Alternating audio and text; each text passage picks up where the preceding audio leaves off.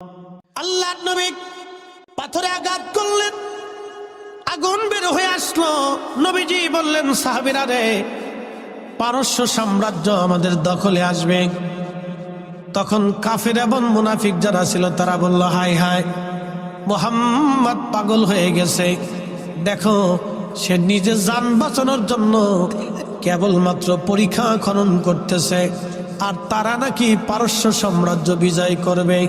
কিন্তু সেই দিন সাহাবীরা বিনা বাক্যে বিনা দলিলে আমার রসুলের কথা মেনে নিয়েছিলেন, বিশ্বাস করেছিলেন। হ্যাঁ, রসুল বলেছেন পার্সিয়ান সাম্রাজ্য বিজয় হবে, ঠিকই পার্সিয়ান সাম্রাজ্য বিজয় হবে। একবার জোরে বলা যাবে কি, ইয়া রাসূলুল্লাহ। বানিয়াচুনবাসী মনোযোগ দিবেন। পাথরে একটা আঘাত করার কারণে 3টা টুকরা হলো। এরপরে নবীজি আর একটা আঘাত করলেন, বাকি খণ্ডগুলি 3টা করে খণ্ড হয়ে গেল। 3 খণ্ড 9 খণ্ড হলো। ওখান থেকে আগুন বের হয়ে আসলো। নবীজি বললেন, সাহাবীরা রে, রোম সাম্রাজ্য বিজয় হবে, রোম সাম্রাজ্য বিজয় হবে। আল্লাহর নবী এই কথা বলার পরে সাহাবীরা বিনা বাক্যে বিশ্বাস করে নিল, হ্যাঁ, রসুল যেটা বলেছেন এটাই ঠিক। আল্লাহর নবীর একটা কথাও কখনো মিথ্যা হয় নাই, ভুলে পর্যবসিত হয় নাই। একবার জোরে বলা যাবে কি, মারহাবা। আপনাদের কি মনে হয় রসুলের কথা দুই একটা মিথ্যা হবে না, ভুল টুল হবে? তিনি যা ভবিষ্যৎবাণী করেছেন তা হবে কিনা? জোরে বলেন, হবে কিনা? কিয়ামতের আলামত 2 ধরনের। কয় ধরনের? একটা আলামতে সুগরা, আলামতে কুবরা। বসে যান, ভালো করে শুনে যান। আলামতে সুগরা হলো ছোট ছোট আলামত, আলামতে কুবরা হচ্ছে বড় বড় আলামত। বড় আলামত আসার আগে পৃথিবীতে ছোট ছোট আলামত আসবে। বড় আলামতের মধ্যে অন্যতম আলামত হলো ইমাম মাহাদি দুনিয়াতে আসবে। কিন্তু ইমাম মাহাদি দুনিয়াতে আসার আগে আলামতে সুগরা সংগঠিত হবে। তার একটা আলামতে সুগরা হলো উম্মত নামাজ মেরে ফেলবে। বলে, হুজুর, উম্মত কিভাবে নামাজ মারবে? সুদও খাবে, নামাজও পড়বে, ঘুষও খাবে, নামাজও পড়বে, অকাম কুকাম করবে, নামাজও পড়বে। এই নামাজের 4 পয়সা মূল্য নাই। কথা কন না কেন? আমি আরেকটু ভালো করে বুঝাই, মনোযোগ দিন। আপনি মসজিদে যে নামাজে দাঁড়াইছেন, কিন্তু ওযু নাই, নামাজ হবে? যদি মসজিদে যাওয়ার আগে শুয়োরের গোশত খাইয়ে, রুটি দিয়ে খাইয়ে, ফ্রাই ট্রাই করে খাইয়ে আপনি নামাজে দাঁড়ান, যদি মেসাক টেসাক করিয়া একবারে সেন্ট পেট মারে উজু টুজু করে গোসল টোসল করিয়া একবার সুন্দর করে ফাগরি ফুগরি বাইন্দা, জুব্বা জাব্বি বাইন্দা, সৌদি আরবের মদিনার আতর মাখাইয়া, মক্কার আতর টাতর মাখাইয়া, সুন্দর একটা মক্কা মদিনার থেকে যায় নামাজ আনছেন, এটি বিছাইয়া সারা রাত্র নামাজ পড়ছেন, কিন্তু খাইয়েছেন শুয়োরের গোশত। একসাথে বলেন, জোরে বলেন, জোরে বলেন, হবে? হবে তো তা যদি না হয়, তো সুদের টাকার ঘুষের টাকা দিয়ে গরুর গোশত খেয়ে নামাজ পড়লে তা কেমনে হবে? কি কথা কন না কেন? জোরে বলে। কোন সুযোগ আছে? কোন সুযোগ নাই। আল্লাহ পাক, জোরে বলেন, আল্লাহ কি? না না, জোরে বলেন, আল্লাহ কি? নবী কি? আল্লাহ কি? রসুল কি? তো আল্লাহ তার রসুল যদি পাক হয়, তো আল্লাহ পাক ছাড়া, তার রসুল পাক ছাড়া কবুল করে না। কি কথা কন না কেন? পাক হতে হবে। কষ্ট হলি হইগে, কিছু করার নাই। বেজার হলেও হইগে, কিছু করার নাই। বাবা, হক কথা তিতা লাগে। হক কথা কি লাগে? দেখেন না, রাজনীতিবিদরা খালি ক্ষমতায় যাওয়ার লাগে সবাই কিন্তু পাগল। আসতে কোন কে, জোরে বলেন। সবাই ক্ষমতার লেগে পাগল। কারণ কি জানেন? ক্ষমতায় গেলে রাতারাতি ধনী হওয়া যায়। এটা কিন্তু একদম মিছে কথা না। সব খালি এর লেগে পাগল হয়ে যায়। আমরা তো পাগল হই না। জীবনে দেখছেন আমি কইছি আমি এমপি হবো, মন্ত্রী হবো, মিনিস্টার হবো, প্রধানমন্ত্রী হবো, হইছি নি? না, আমরা তো পাগল হই না। তার একবার পাগল হই কে রে? তো বুঝে যান। প্রিয় উপস্থিতি, ভালো করে বুঝে যাবেন, দুনিয়াতে সবাই ক্ষমতার জন্য পাগল। যারা ক্ষমতা নিতে যায় সব দলই ক্ষমতার জন্য পাগল। কারণ কি, ক্ষমতার জন্য এত পাগল কেন হয়? নিশ্চয় কোনো স্বার্থ আছে, সেই জন্যই তারা ক্ষমতার জন্য পাগল হয়। কিন্তু আপনারা যারা এখানে বসে আছেন, আপনারা বুঝি টেন্ডার মেন্ডারও কিছু পাবেন। তাহলে কেন বসে গেলেন? আপনাদের উদ্দেশ্য আল্লাহ এবং তার রসুলকে খুশি করা। কথা বলেন ঠিক কিনা? একই মানুষ, একই চামড়া, একই চোখ, একই কাঁধ, একই দেহ, একই খাবার, একই ভাত। আপনিও যে ভাত খান, প্রধানমন্ত্রীরাও সে ভাত খায়, কোটিপতিরাও সেই ভাত খায়। আপনি যেই বেগুন খান, তিনি একই বেগুন খায়।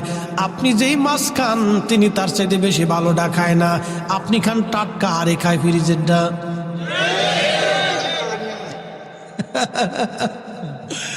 আল্লাহ আপনাদের ভালোটা খাওয়াইছে, আপনি খান টাটকা, একে ফ্রিজেরটা।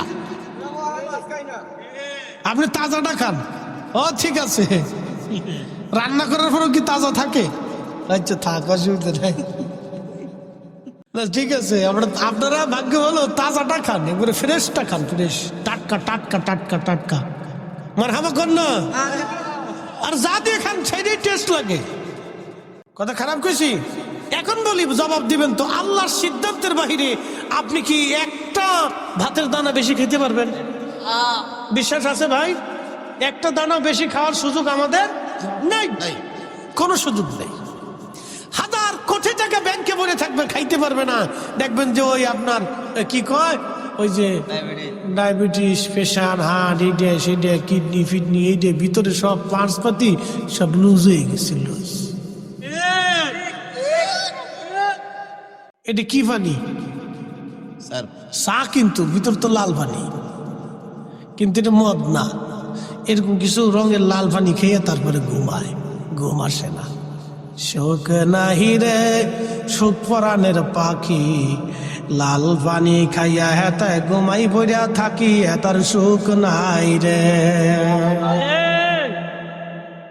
শান্তিকে আমরা দেব না আল্লাহ দেবে? আল্লাহ, আল্লাহ দেবে।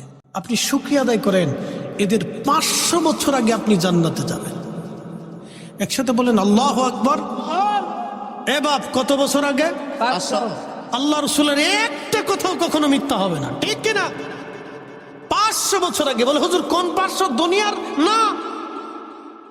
এক সেকেন্ড করে, এক সেকেন্ড করে 60 সেকেন্ড 1 মিনিট, 1 মিনিট করে 60 মিনিট 1 ঘন্টা, 1 ঘন্টা করে 24 ঘন্টা দিন ও রাত, 24 ঘন্টার দিন ও রাতে 365 দিনে 1 বছর, 1 বছর করে 50,000 বছর এক জায়গা করলে যত বড় হবে, হাসরের একটা দিন হবে তত বড়। সেই দিনের 500 বছর আগে গরিবরা জান্নাতে চলে যাবে।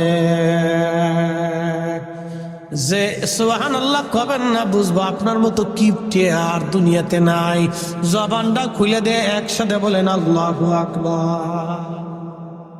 ইয়া রাসূলুল্লাহ, ইয়া হাবিবাল্লাহ, ইয়া রাসূলুল্লাহ, ইয়া হাবিবাল্লাহ।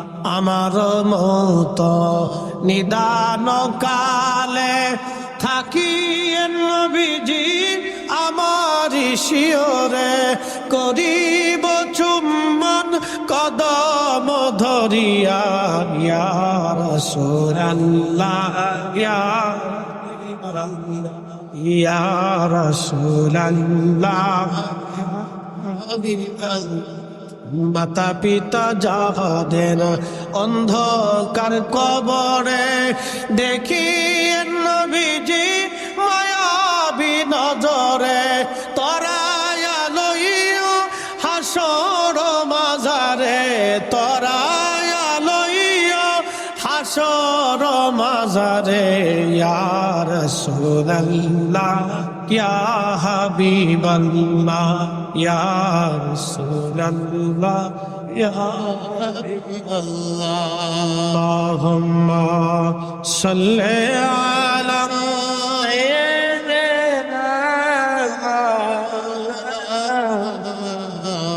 মুহাম্মাদ আলি সাইয়্যিদিনা।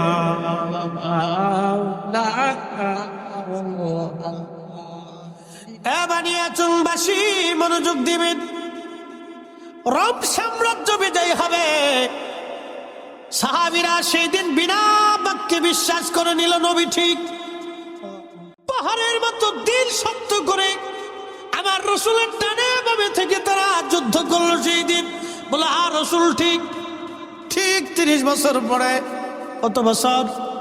30 বছর পরে সাহাবীরা এই নবীর উম্মতেরা রোম সাম্রাজ্য দখল করলো, পার্সিয়ান সাম্রাজ্য দখল করলো। তারও 400 বছর পরে এসে পুরাপুরি রোম সাম্রাজ্য দখল করে নিল উসমানীয়রা। উসমানী সাম্রাজ্যের অন্যতম সুলতান ফাতে মুহাম্মদ, তার কথা নবীজি ভবিষ্যৎবাণী করে দিয়ে বলেছিলেন মুসলমানরা কনস্টান্টিনোপল বিজয় করবে।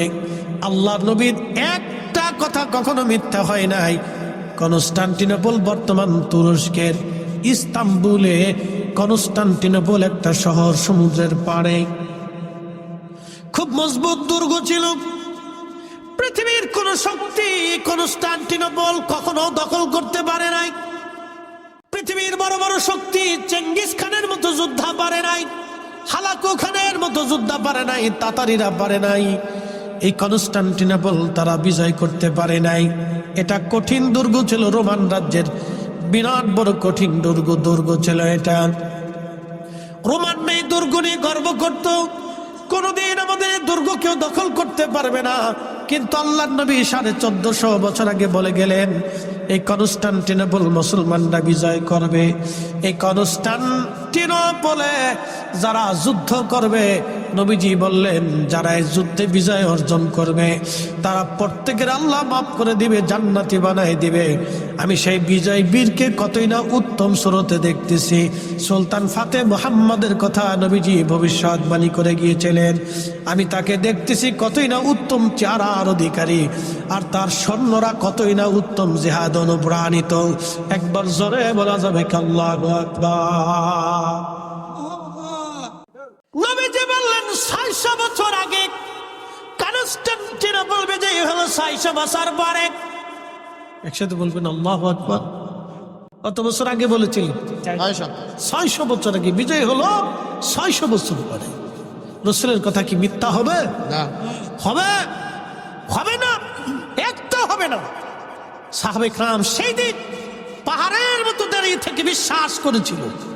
আমাদেরকে বিশ্বাস ভেবে রাখতে হবে। বানিয়াচংবাসী মুসলমান হাজিরিন, প্রিয় নবীজি খন্দক খনন, খাল খনন করতেছিলেন। সংবাদ, বিজয়ের সংবাদ দিলেন।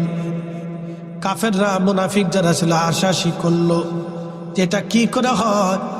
নিজের খবর নিজে বাঁচার জন্য যিনি খাল খনন করে তারা বলে রোম সাম্রাজ্য, পার্সিয়ান সাম্রাজ্য বলে তারা বিজয় করবে। বানিয়াচংবাসী 3 দিন পর্যন্ত সাহাবীরা একাধারে মাটি কাটলেন, কারো বাড়ি খাবার নাই। মদিনা অবরুদ্ধ হয়ে গেল, কোথাও থেকে খাবার আসে না। একেবারে কঠিন পরিস্থিতির শিকার মদিনার মানুষ, কোনো খাবার নাই। 3 দিন পর্যন্ত আল্লাহর নবী নিজে না খাওয়া, সাহাবীরা না খেয়ে আছেন। আল্লাহর হাবিবের কষ্ট হচ্ছিল। এমন সময় হযরত জাবের রাদিয়াল্লাহু আনহু লক্ষ্য করলেন আল্লাহর নবীর পেটের মধ্যে কি যেন বাধা দেখা যায়। জিজ্ঞেস করলেন হুজুর, পেটের মধ্যে কাপড় দিয়ে কি চাপ দিয়ে বেঁধে রেখেছেন?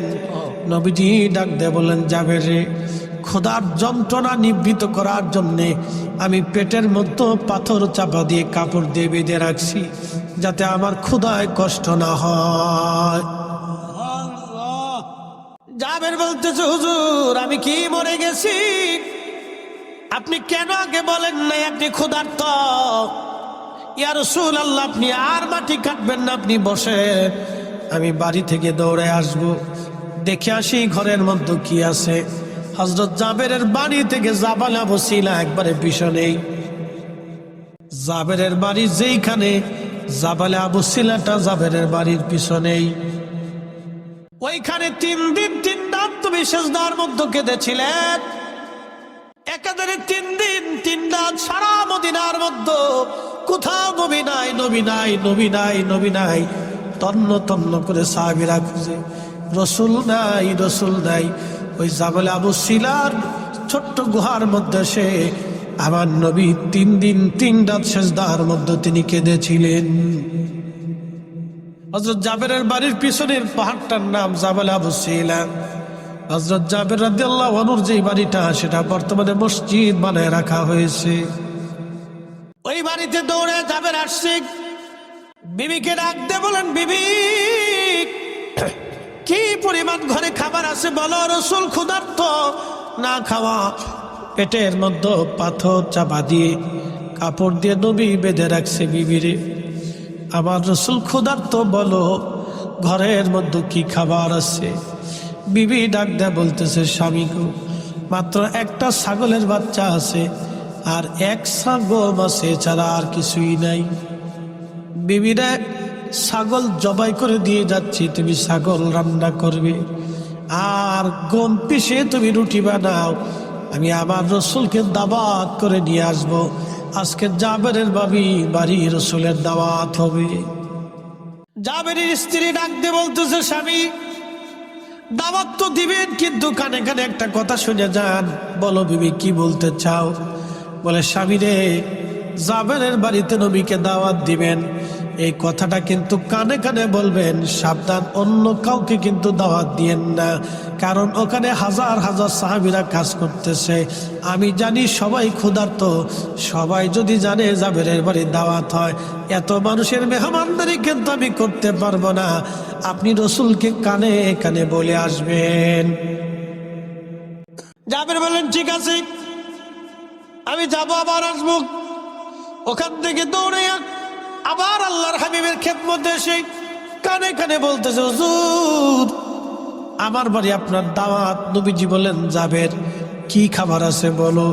বলি, ইয়া রাসূলুল্লাহ, একটা ছাগলের বাচ্চা ছিল, আমি জবাই করে দিয়ে আসছি, গোশত বানিয়ে দিয়ে আসছি, আর 1 ছা গম আছে নবীজি, ওটা পিষে রুটি বানিয়ে আমার স্ত্রী রুটি বানাচ্ছে, আর তরকারির জন্য ছাগলের গোশত রান্না হচ্ছে। নবীজি বললেন, জাবের ঠিক আছে, তোমার দাওয়াত কবুল। এমন সময় আল্লাহর নবী ডাক দিলেন, সাহাবীরা তোমরাও আসো, আজকে জাবেরের বাড়ি আমাদের দাওয়াত। একসাথে বলেন আল্লাহু আকবার। কয় হাজার সাহাবী? 3000। জোরে বলেন, কয় হাজার? কোন বর্ণনা আসছে 1000, 2000, 3000, যাই হোক, কিন্তু সাহাবী ছিল 3000। ছাগল কয়টা? একটা। গম কয় মন? 1 ছা। আল্লাহর নবী জাবের দৌড়ায় চলে গেল। নবীজি বললেন, জাবের তুমি যাও, তোমার স্ত্রীকে যা বলবা উনুন থেকে, চুলা থেকে যেন খাবার না নামায়, আমি আসবো তারপরে যেন নামায়। উনুন চুলা থেকে যেন কোনো খাবার না নামায়, ওইখানে রাখতে বলো, আমি আসবো তারপরে। জাবের দৌড়ায় গেলেন বাড়ি, স্ত্রীকে বলেন, বিবিরে উনুন থেকে, চুলা থেকে তুমি খাবার নামাইবা না, আমার রাসূল আসতেছে। আল্লাহর নবীর পিছে পিছে 1 জন না 2 জন না 3000 সাহাবী সবাই পিছে পিছে রওনা দিয়ে চলে গেলেন। হযরত জাবেরের বাড়ি হাজার হাজার মানুষ। একসাথে বলবেন আল্লাহু আকবার। আজকে তাবারক কয় দেখছি? তাবারক দেখছি কয়টা? 60 না? আচ্ছা 60 রাখলাম, ধরে 60। তো 60 দেখছি তাবারক আজকে আমাদের সবার জন্য রান্না হয়েছে, কিন্তু পেট ভরে খাওয়ার কোনো সুযোগ নেই। কি কথা ঠিক কিনা? আমি জানি এত লোকের 60 দেখছি তো হইতো না, পেট ভরে না, শুধু তাবারক বরকতের খাবার, আপনারা মেহমান কিছু দিতে হয়। এই আমরা তাবারক খাওয়াইলে অনেকে কয় বেদাত, কিন্তু না খাওয়ানো বেদাত, এটা বুঝে না। কি কথা কর না, খাওয়াইলে সুন্নত, না খাওয়াইলে বেদাত। এই কথা খারাপ কইছি? রাসূলের কথা মিথ্যা হবে। আল্লাহর নবীকে জিজ্ঞেস করা হলো, ইয়া রাসূলুল্লাহ, ইসলামের মধ্যে উত্তম কাজ কি? নবীজি জবাব দিলেন, তুতঈমুত তুআম, মানুষকে খাদ্য খাওয়ানো ইসলামের ভিতরে উত্তম কাজ। মানুষকে খাওয়ানো যদি উত্তম হয়, তাহলে না খাওয়ানোটা হলো অনুত্তম। অতএব আমরা সুন্নিরা উত্তমটাই করি, মাহফিল দিয়ে দাওয়াত করতেছি। প্রিয় ভাইরা আমার, অমুক জায়গায় মাহফিল হবে, আপনাদের সকলের দাওয়াত রইল। মুফতি জহুরুল ইসলাম ফরিদী সাহেব প্রধান মেহমান, প্রধান বক্তা, ওবায়দুর রহমান জালালী বিশেষ মেহমান, কারি হেলাল উদ্দিন বাহারি সাহেব আপনার প্রধান আলোচক, আপনাদের সকলের দাওয়াত। কমিটি আপনাদেরকে দাওয়াত করে আনলো, ও আর শোনাইলো কিন্তু খাওন দিল না। তো কেমন হইলো? আপনারা তো কমিটির মেহমান, কি কথা কন না? কমিটির কি তো মেহমানকে তো পানি হইলো খাওয়াই, কথা কন না কেন? মেহমানকে পানি হইলেও তো খাওয়াই তো, কি কথা কন না কে? আপনারা কি মেহমান? জোরে বলেন, আপনারা কি কারা মেহমানদারি করবে? কমিটির দায়িত্ব আপনাদেরকে মেহমানদারি করা, তারা আপনাদেরকে দাওয়াত দিচ্ছে। তো পানি হলে তো খাবে, আমরা যেমন চা খাওয়াইতেছে, আপনার তো চা হলেও খাওয়াইবো, কি কথা কন না কে? তো সেখানে তাবারক খাওয়ানোর পর একদলের শরীরে চুল কাঁপে কাঁপে তা, আরে বেটা আমরাই তো অরিজিনাল সুন্নত করতেছি, কি কথা কন না কেন? দিছি সাইডে দলিল দিয়ে দিছে, এবার খাওয়াই দেহ কেমন লাগে। মিলাদুন নবীর মাহফিল দিলে তাবারক খাইলে তোমরা সিন্নির লোভে যাও, এমন ভাবলো যে বিরাট বড় বুজুর্গ। বাপরে বাপরে, বুজুর্গ নিজের খাওয়ানোর মুরত নাই, আরেকজনে খাওয়াইলে আবার বেদাতের ফতোয়া। কষ্ট হচ্ছে আপনাদের? উচিত কথা নয়, বেজার হয়ে যায়। তাহলে আল্লাহ রসুলের হাদিস আপনি মিথ্যা বলেন, যে রসুল ভুল বলছে বলেন আপনি। তো এই মত মানুষকে খাও, সই বুখারীর হাদিস, খাও মানুষকে। একসাথে বলবেন না মারহাবা? আচ্ছা, আপনার বাড়িতে আমি মেহমান, কি হইলাম? আপনি আমারে আল্লাহ রসুল বলছেন, উম্মত তোমরা যদি আখিরাতে বিশ্বাসী হও তো মেহমানকে সম্মান করো। মেহমানকে কি করো? সম্মান করো। আচ্ছা, মেহমান হয়ে আমি বাড়িতে গেলাম, আপনি বলেন হুজুর আপনার ওয়াজ বিরাট শুনাশুনি, সারা রাত্র শুনি, হুজুর বসেন। বসে দিয়ে আপনি চলে গেছেন, আর খোঁজ নাই, সারাদিনও আপনার খোঁজ নাই। আমি বই রয়েছি তো বই রয়েছি, খাওয়ার নাই, পানি নাই, জিজ্ঞাসা নাই, কিছু নাই, চা নাই। মেহমান কি সম্মান করা হলো না? হ্যাঁ, এটা কি খুব ভালো করে দিচ্ছে, বাপ রে বাপ, কালা বানাই দিচ্ছে একবার, ওরা করে দিছে যে খা, তুই খা, তুই খা, খা, খেয়ে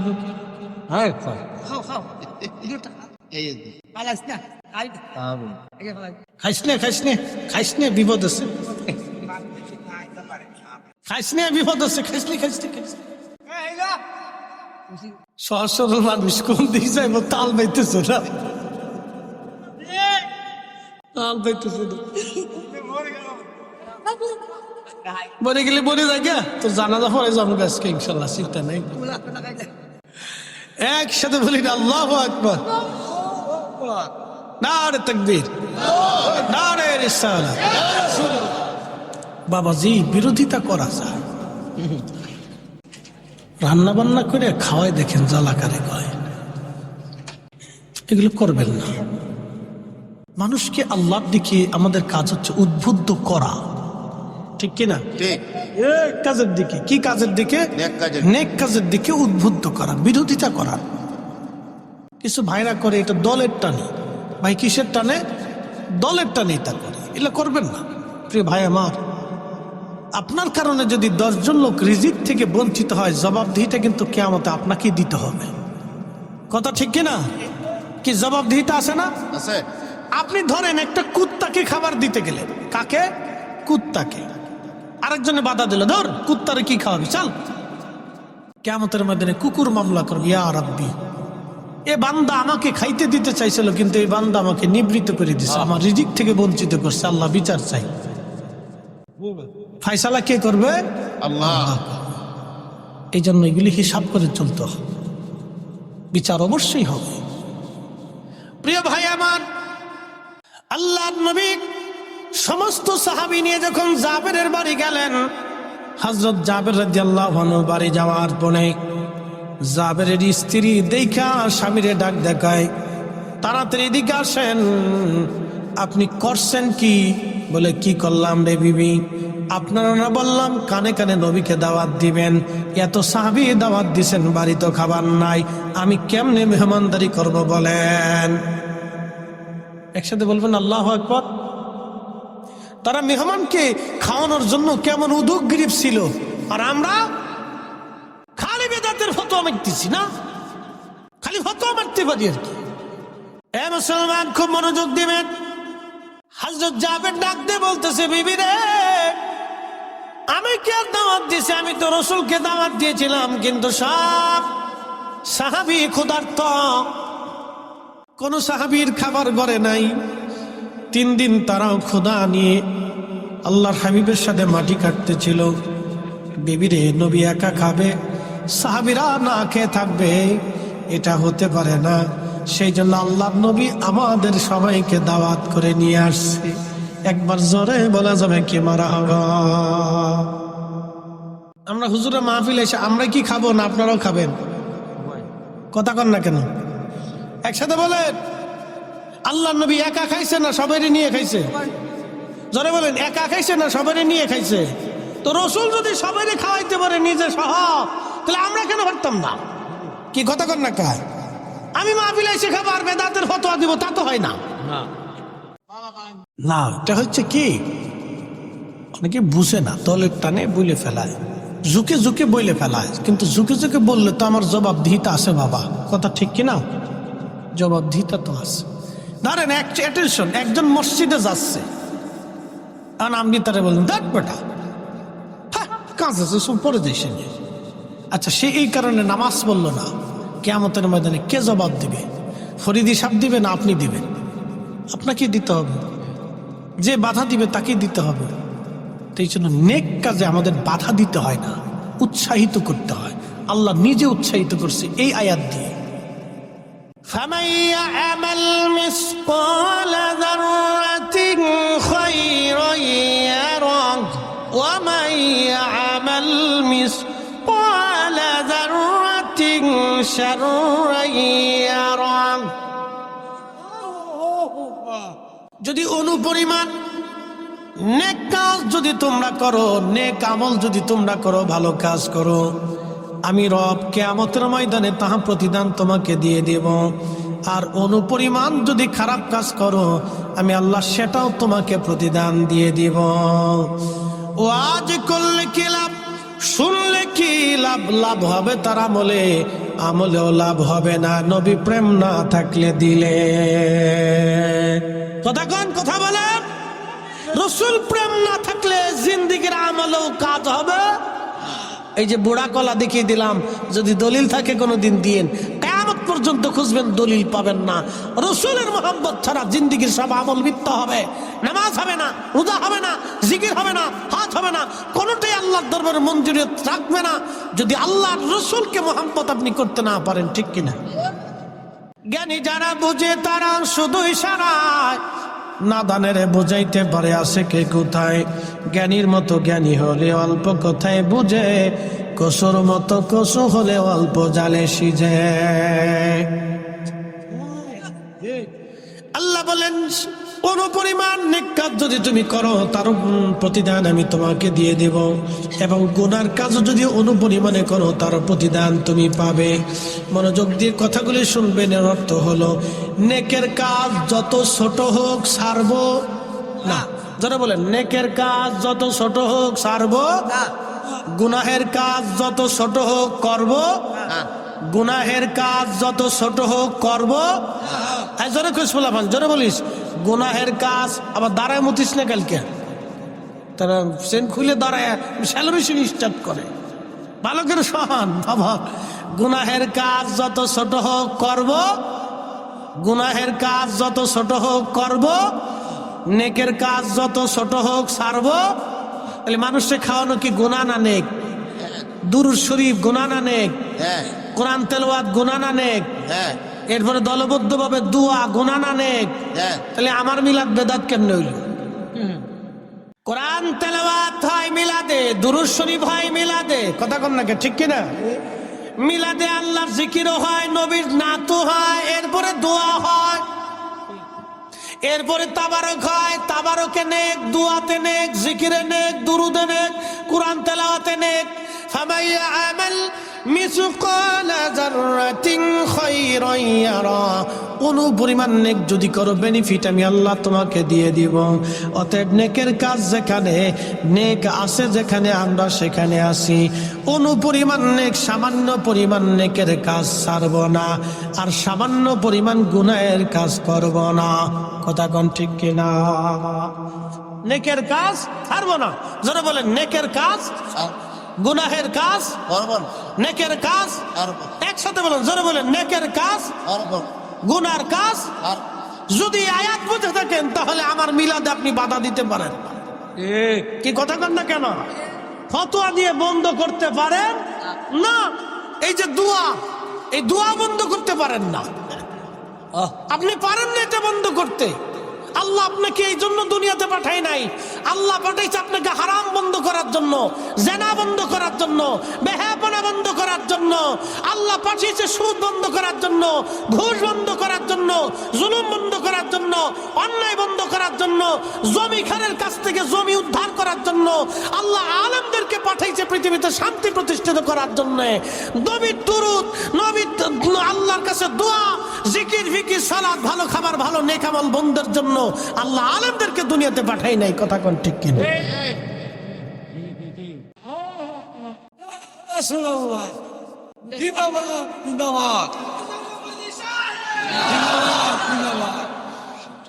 বুঝতে কি আর কোনো অসুবিধা আছে? আমি একবারে সহজ সাবলীল ভাবে আপনাকে বোঝানোর চেষ্টা করছি। বাবাজি আমার, আল্লাহ আমাদেরকে প্রত্যেকে আল্লাহর আদালতে দাঁড়াইতে হয়। কথা ঠিক কিনা? একটু জবান খুলে দুরূদ শরীফ পড়েন। আল্লাহুম্মা সাল্লি আল্লাহু আকবার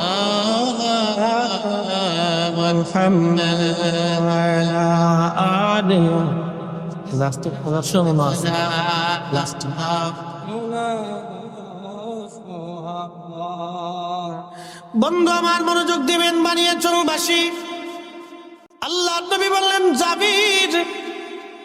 জাবের স্ত্রী বলতেছে, জাবের বলতেছে, বিবি রে আমি তো দাওয়াত দিই, আমি কানে কানে কইছি। আল্লাহ নবী কথা নেই, ও তারাস না, তারাস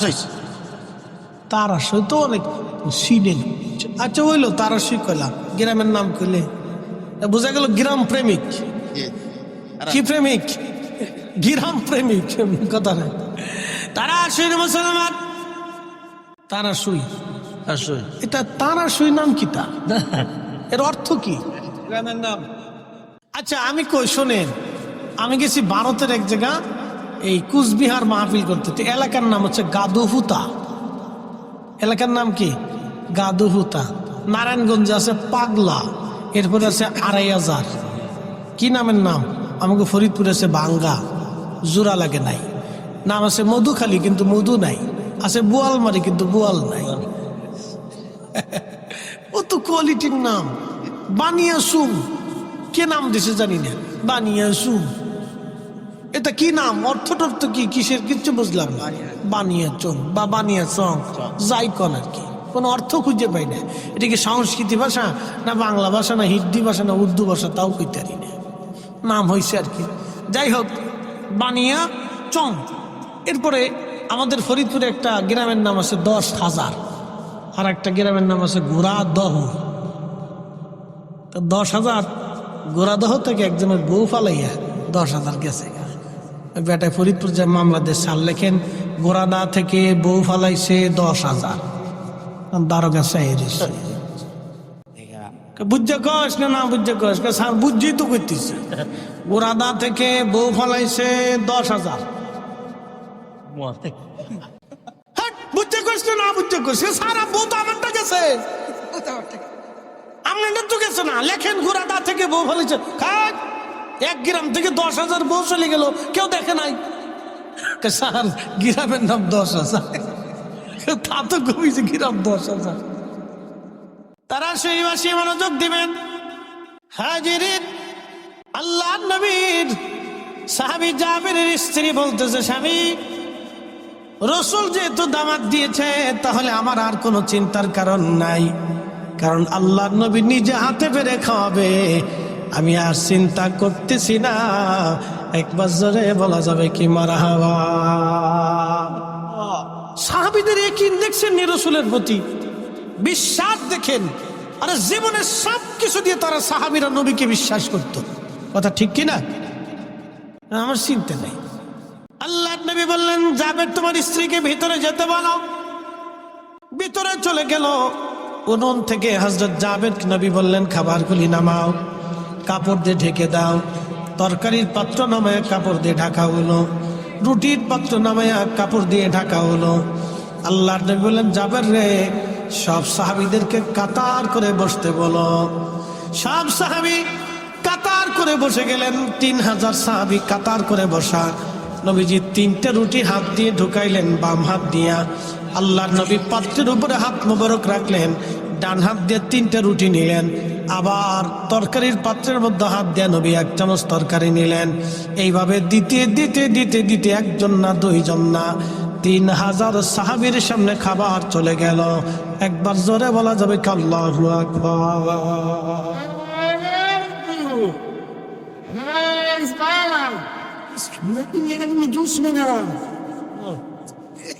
রুটি গেল কয় হাজার? রুটি 3000 গেছে, মানুষই 3000। 3টে করে রুটি গেলে কয় হাজার হয় রে? হ্যাঁ, মুসল্লি ফাঁকা, হিসাব দিয়ে বালা ফারোস, অঙ্কে ফাঁকা। রুটি গেছে 9000।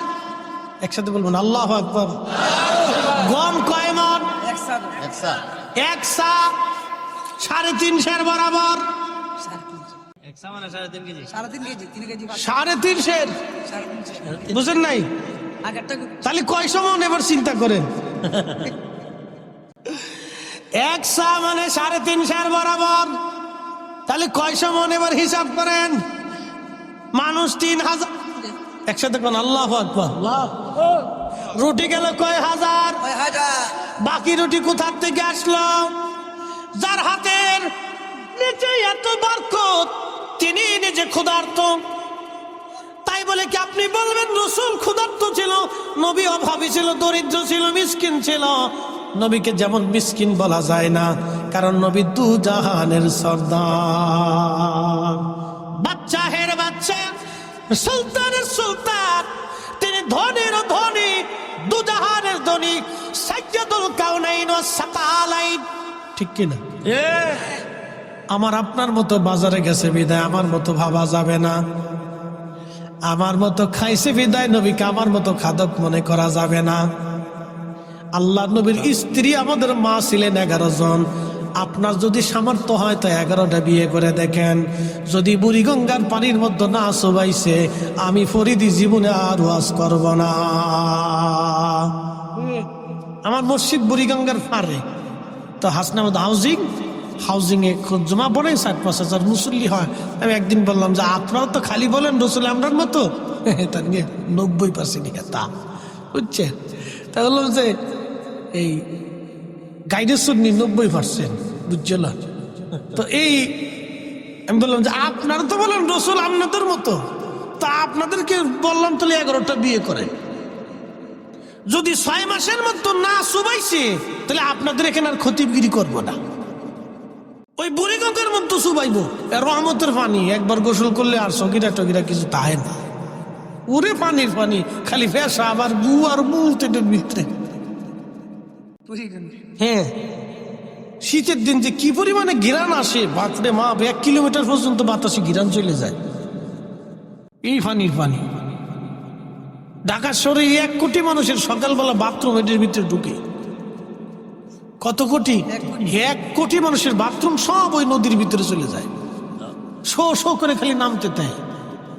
পেশাব পেশাব, এটা সেটা, কত ফসা গান্দা, বাপরে বাপ। এটার ভিতরে যদি একবার চুবানো যায়, গুনাহ মাফ। বললাম 11টা স্ত্রী কবুল করে দেখেন। যদি বউরা মিলে বুড়িগঙ্গার মতো না চুবাইছে, তো আমার নাম চেঞ্জ করে দেবো, আর জীবন আপনাকে নামাজ পড়াইতাম না।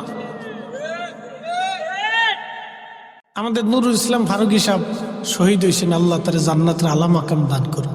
তো একদিন তিনি ওয়াজে শুনতেছি, ইনি বলতেছেন উনি যখন সৌদি আরব চাকরি করে, তখন এক বাঙালি আর এক আরাবিয়ান দুইজনে মারামারি করতেছে। তো বাঙালিদের তো একটা স্বভাব আসে, হাতে কুলাইতে না পারলে কিছু না বললে ফার জুতাটা খুলে, কিছু না পাইলেও বাঙালি কিন্তু খালি হাতে মারামারি করতে পারে না। বাঙালিরা একটা বদ অভ্যাস আছে, মানে বলে চলে কম তো আরবিয়ানরা খুব শক্তিশালী, বিরাট শক্তিশালী না, হেরে গুতাই মতে কিলিয়ে পারে না। কিছু না হইয়া সৌদের উত্তর যেহেন সে লাঠি ছুটি পাবেন না, জুতাটা খুলে নিয়ে জুতাতে ফিটে দিচ্ছে। কারণ জুতা যেখান যখন ফিটে তখন সৌদিয়ান দাঁড়ায় গেলে হাসে। ফারুক হিসাব বলতেছে আমি দৌড়ে গেছি, যে সারাসারি করে বললাম কি রে তোরে জুতা দিয়ে ফিটাচ্ছে, তা তুই খালি হাসতেছিস কারণ কি? তো আরবিয়ান কয় বাঙালি রে কেউ তো কাপুরুষ। বলে কারণ কি? দেহস না জুতা দিয়ে ফিটাইতেছি। জুতা দিয়ে ফিটাইলে কাপুরুষ কেমনি হয়? কয় শোন আমার অনেকগুলি বউ আছে, মাঝে মাঝে বউরা আমার জুতা দিয়ে ফিটায়। তো তো মহিলা এর লাগে জুতা দিয়ে ফিটায়।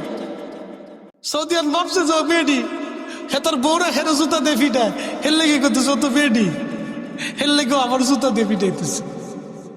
তাহলে বুঝেন সৌদিয়ান না 8টা 10টা 12টা 20টা বিয়ে করে সুখে দেয়, মাঝে মধ্যে হেরো ফিটে নিকা, কিন্তু কয় না। কি কথা কর না কে কয় না, ফিটে ফিটে খেয়ে চুপচাপ থাকে। মনোযোগ দিয়ে শুনে যাবেন। রুটি চলে গেল 9000, সাহাবী রাসূল 3000। ছোট্ট একটা ছাগলের বাচ্চার গোশত সবাই খাওয়া শেষ। নবী বললেন জাবের রে খোঁজ নিয়ে দেখো মদিনাতে অনেক মানুষ তো না খাওয়া আছে, কারা ক্ষুধার্ত আছে দাওয়াত দাও, আমি নবী আজকে সবাইকে সমানভাবে খাওয়াবো। জাবের ঘোড়ার পিঠে চড়ে দৌড় দিয়ে বলতেছে কে আছো ক্ষুধার্ত, তাড়াতাড়ি আসো, দেরি করা যাবে না। কোন বন্য যাচ্ছে আরো মানুষ আসলো 15,000। জোরে বাড়ি যায় কেন আল্লাহু আকবার। এই 15,000 খাবার দেওয়া হলো 3টে করে রুটি, তাহলে কত হাজার? জোরে বলেন। রুটি গেল 45, আগে গেল 9, তাহলে কত হলো? কি হিসাবকারীরা এখন ঠকে গেলে দেখি পারল না। রুটি গেল 54, গম কয় সমত? 3.5 জোরে বলেন কয় সের? রুটি গেল কয় হাজার? 54,000। গোশতের চামচ গেল 54,000, গোশতের চামচ চলে গেল। ইনি রাহমাতুল লিল আলামিন, ইনি সাইয়্যিদুল কাউনাইন ওয়াস সাকালাইন। একবার জোরে বলা যাবে কি তিনি রাহমাতুল হায়াত সাগর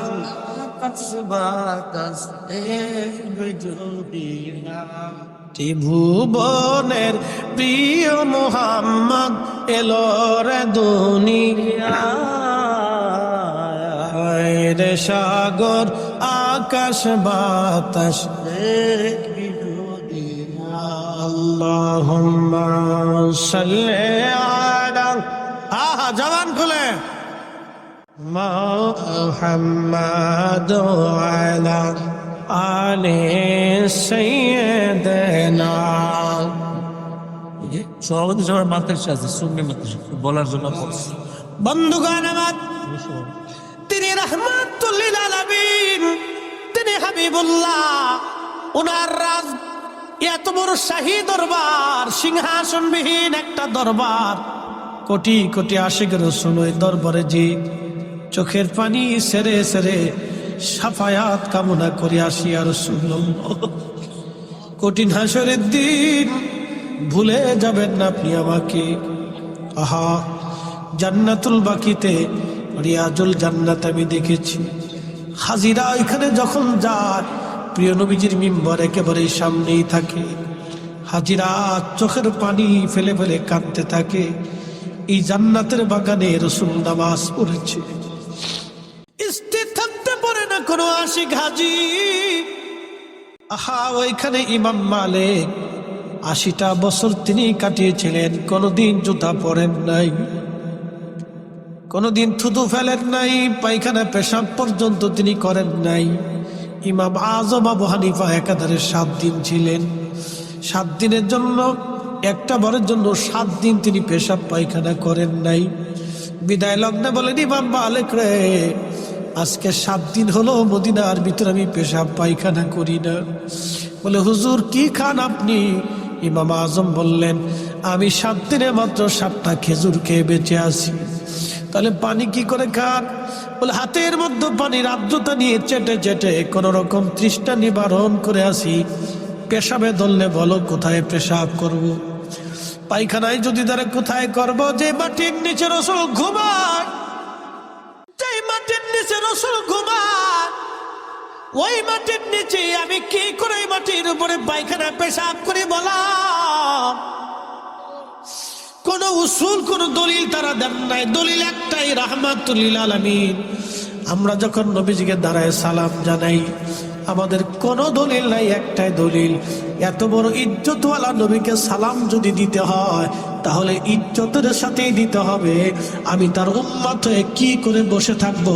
আমি আর বসে থাকতে পারি না, এই জন্য আমরা দাঁড়াই। কথা কন ঠিক কিনা?